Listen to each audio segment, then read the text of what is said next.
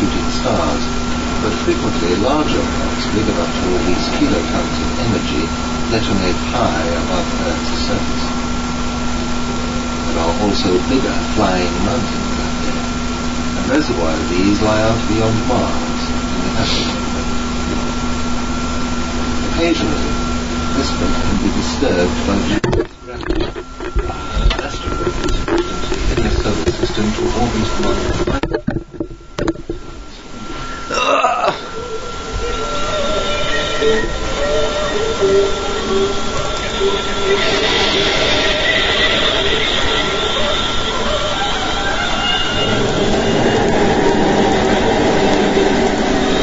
This has probably happened many times in our planet's long history, and if so, it would have had a profound effect on life on Earth. Should a Shumaker Levy-sized object target Earth in the future, we could go the same way as the dinosaurs.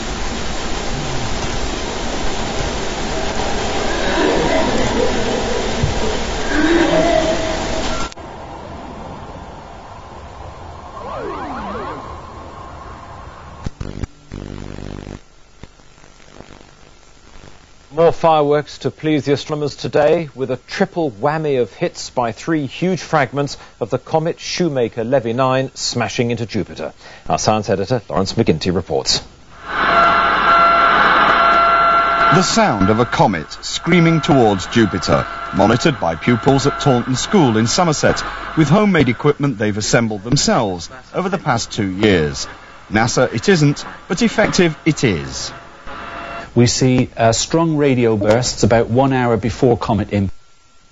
We see radio bursting, and then for the 2 hours after the impact, we see continuous emission. More conventional observers have seen 3 massive comet impacts in the past 24 hours. This is how the Hubble Space Telescope saw Jupiter before the comet encounter. The red spot, a massive permanent storm bigger than the Earth. Here 2 of the triple whammy hits very close together. The latest hasn't been analysed yet. Enhanced pictures of the scars suggest that debris from fireballs of comet dust and planetary material is above Jupiter's clouds. It hasn't been blown about. That means even modestly equipped astronomers can see Jupiter's black eyes, because they'll probably persist for a while. We thought that Shumaker Levy was broken up into very small particles that would simply cascade down into Jupiter's outer gas without making very much of a disturbance. That hasn't happened. They've hit, and they're chunks several miles across, and that, frankly, we did not expect. The show finishes at 8 tomorrow morning, but for scientists, the analysis is only just beginning.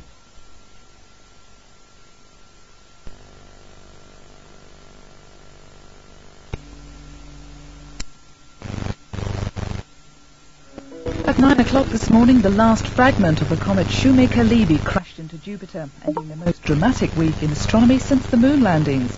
Now BBC Two completes its coverage of this event with the inside story of how the Hubble telescope witnessed the comet's final hours.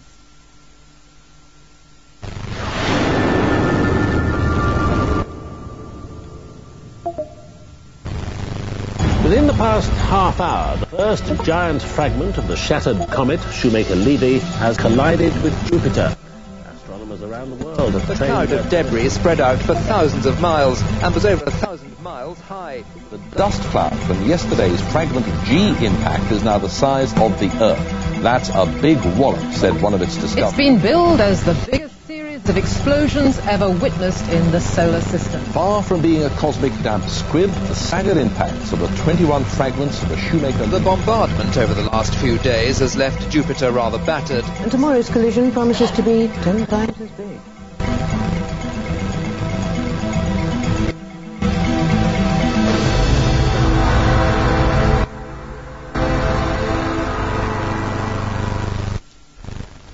The world's top astronomers are about to arrive here for what they expect to be the event of their scientific careers.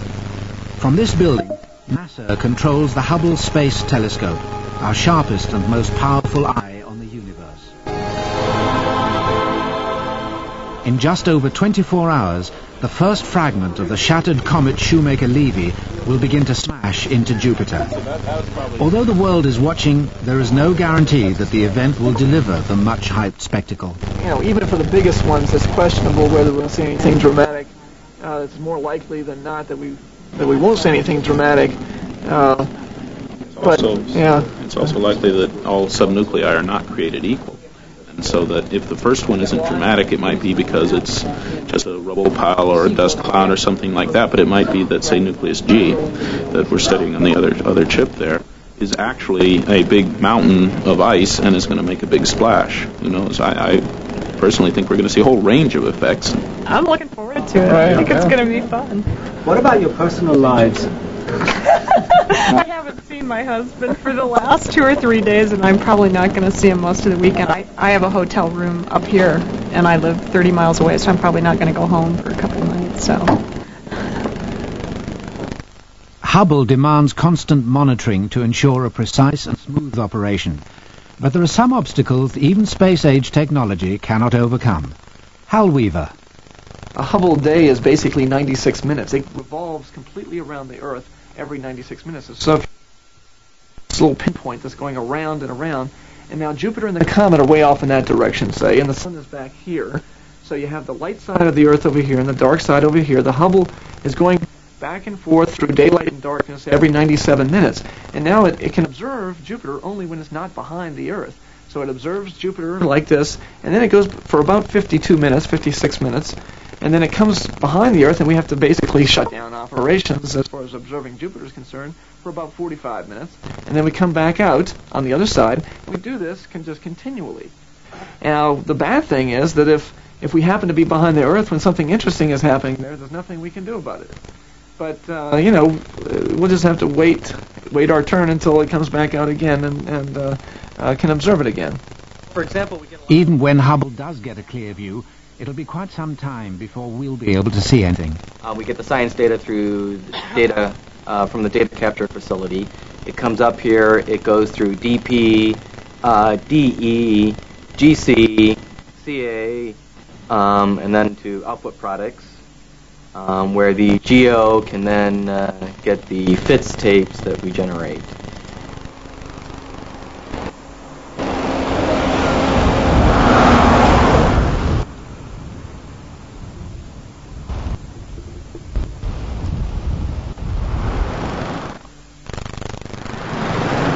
Through the night, a nearby hotel has been doing brisk business receiving scientists and reporters, as well as eager comet fans from all over America.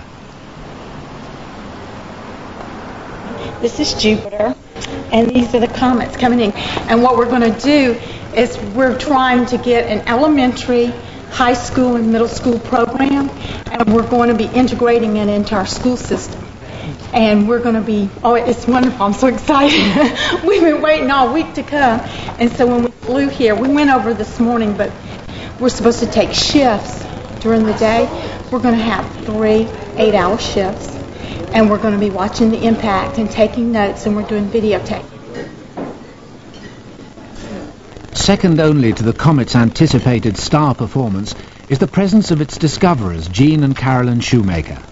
For moral support, their daughter Linda and her husband Fred have joined them for what they expect to be a highly emotional day. I'll feel a little sad. The last night of our observing run, we put the guide scope of the telescope on Jupiter, and I took a good look. I wanted to see what Jupiter looked like before impact. It's not a very good scope for seeing a lot of detail. I could see one band in the atmosphere and a couple of the moons below. And it looked lovely. And I tried hard to see the comet. I wanted one last look, but I couldn't see the comet. But I'll feel a little sad that an image that I carry in my mind, which is so beautiful, of this comet, is going to start disappearing on me. On the other hand, I'm excited. I hope there are a lot of fireworks or a lot of things to be seen. The observation strategy has been planned in minute detail. All 21 fragments have been given names and allocated to a different scientist. The first fragment, A, due to crash in 6 hours, belongs to Heidi Hamill. Everything's going very well. We are doing all our pre-impact calibration work and getting things set up. We have a data pipeline so that as the images come down, we can calibrate them right away and remove all the cosmetic problems that you have with any kind of camera. So we're all set. We're ready to roll. We're just hoping the comet puts on a show for us.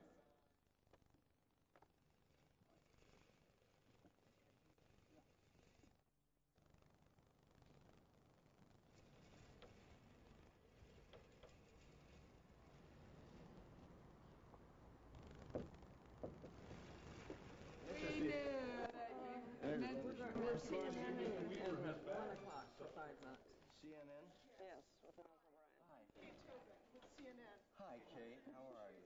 Miles O'Brien, who interviewed you last weekend, is right. Yeah, we're doing live shots all through the afternoon, and we'd love to have you at 1 o'clock if you can. Where would that be? Right there. In there. Yes. Okay. Great. Thank you so All much. right. We really appreciate it. Okay. So 1 o'clock, I should come down, just meet you. Or Caroline too, or how do you want to do it? Yes. Okay. All right. Okay. So the moment of truth, huh? Good to see you. The Hubble Nerve Center. Later tonight, this room will be packed with a campaign team eagerly awaiting the arrival of the first images. It will be 4 hours after impact before the data is processed and the image scrolls up on these screens. Meanwhile, the team will be effectively blind, while ground-based telescopes have immediate access. A 4-hour delay is a small price to pay for Hubble's superior vision, but the observatory's sophistication could prove far more costly. Hubble, being a very complex observatory, sometimes goes into what we call a safe mode. There might be a cosmic ray event that occurs in one of its detectors that causes it to think that something's wrong when it's only a transient event, and it can go into hibernation. It can go into hibernation for a couple of days. If this happens during the impact week, we're all going to be crying. Right, all covers off. 2 hours to impact, and English amateurs at Crayford prepare for a test run.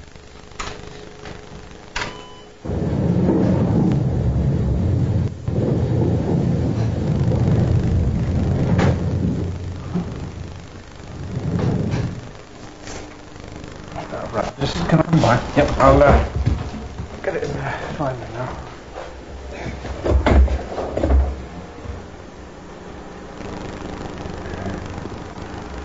Anything on the screen? It's just a little bit to one side. That's spot on, John. Right, look on. Right, that was good, wasn't it? Because we got the mark on there anyway, so it helped a lot. I'll save that one. That looks as if it might well be okay.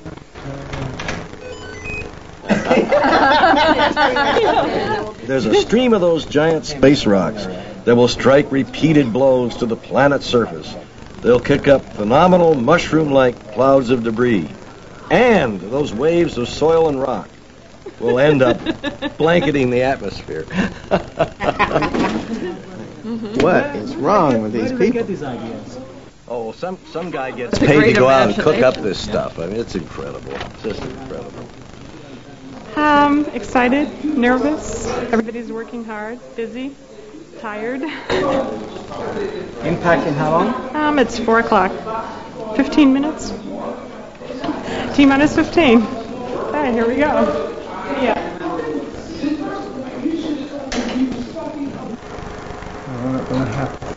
Okay, it's going for a couple more. It seems to be coming up very cloudy over there. I'm afraid that we're not going to see Jupiter in more than another 5 minutes. And I'm afraid we won't see it when the events start. Well, no. It's climbing down very heavily now. High above the clouds, Hubble swings into position, its focus set on Jupiter.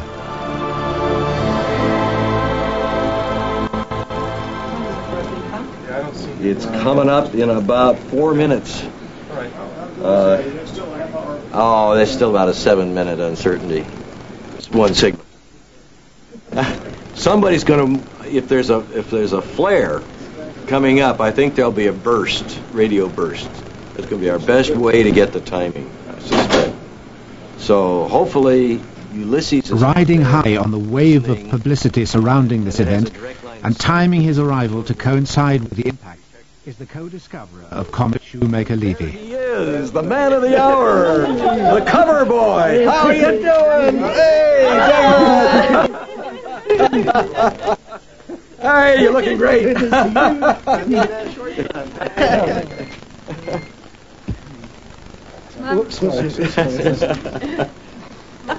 Have you seen it? That's not me. That's somebody else. They got a stand-in. So. Oh, your twin brother. Yeah. Okay. My evil twin.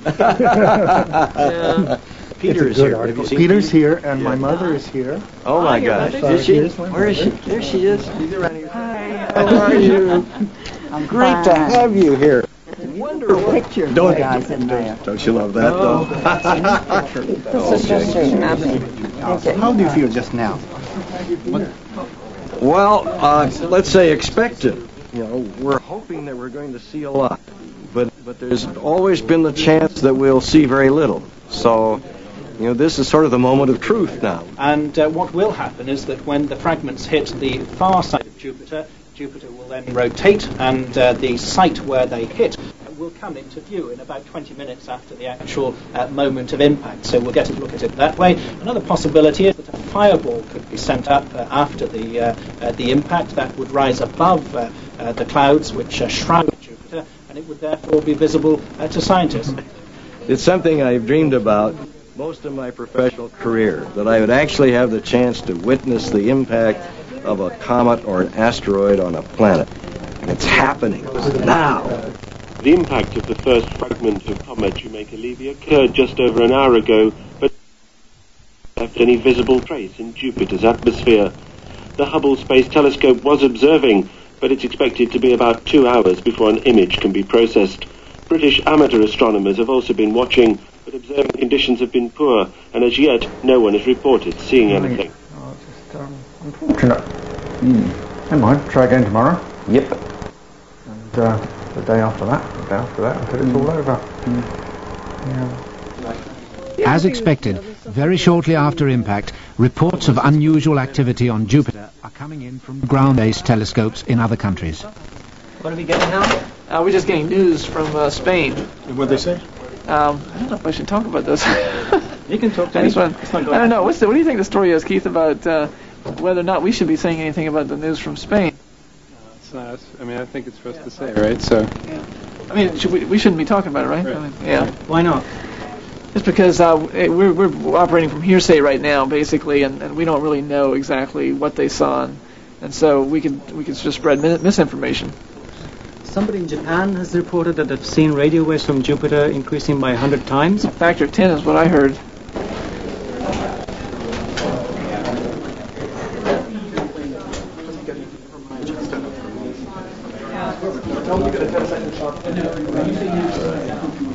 Just so that it's a quick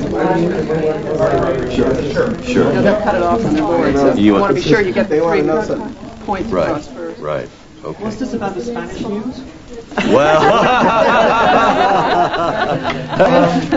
we're gonna verify. We have to be careful, but apparently an actual spot, a plume has been observed in the infrared in the methane band, and a spot on Jupiter. Now this is not yet released; it's not for publication.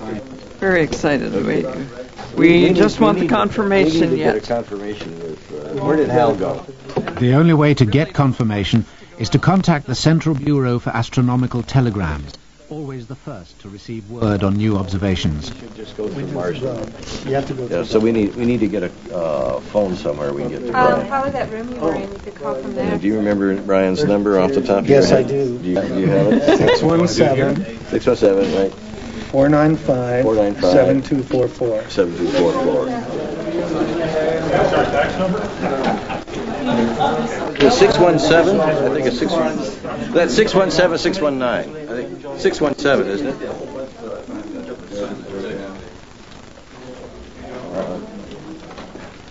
I better check to see how we can get on it.